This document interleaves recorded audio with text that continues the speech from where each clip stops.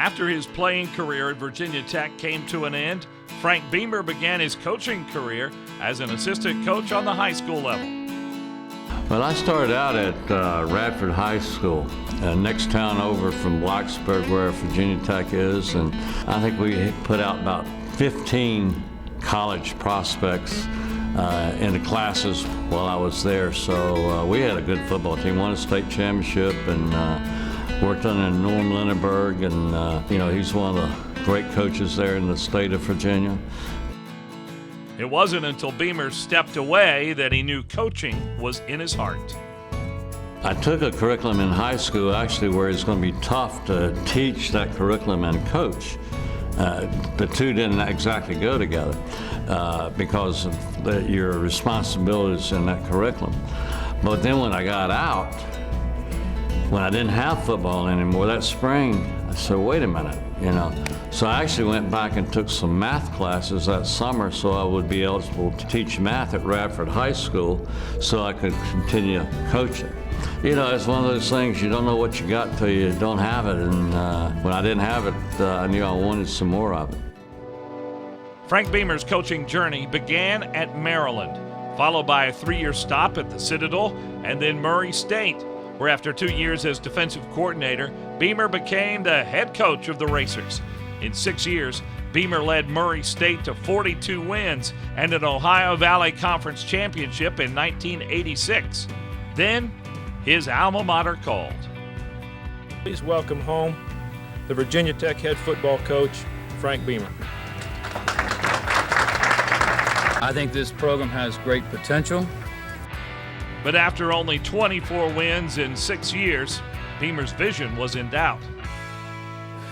There was a time when they were about ready to run Coach Beamer out of Dodge at Virginia Tech, and they hung on with him one more year. And that one more year was the breakthrough Beamer needed. In 1993, the Hokies went 9-3, including an Independence Bowl win over Indiana. That began a string of 23 straight bowl games. 2 years later, Beamer led the Hokies to their first Big East championship and a dominating win over Texas 28-10 in the Sugar Bowl that put the program on the map. 4 years later, with Michael Vick at quarterback, Virginia Tech returned to New Orleans to play for a national championship against Florida State. And though it wasn't to be, Frank Beamer had accomplished something unprecedented, elevating the Virginia Tech program to elite status. The success continued with the transition into the ACC in 2004, with 8 consecutive 10-win seasons and 4 ACC titles. This year, at age 69, Frank Beamer decided that 45 years of coaching football was enough, and on November 2nd announced he's retiring. I've always said, I think I know when it's time. I hate it for college football. I hate it for our league. There's one of the greatest coaches that's ever coached the game, and he's now going to be out of it. So I hate it for that fact, because college football is a better place when he's involved with it. Loyalty and legendary. Really, when you look at his name, how many coaches stick around like he does, and that's why I respect. He's kind of my kind of guy, just because of the loyalty he's shown there. That was his home. He made it a home, and he became a legend there. He's a legend. Sad to see those kinds of guys leave the game.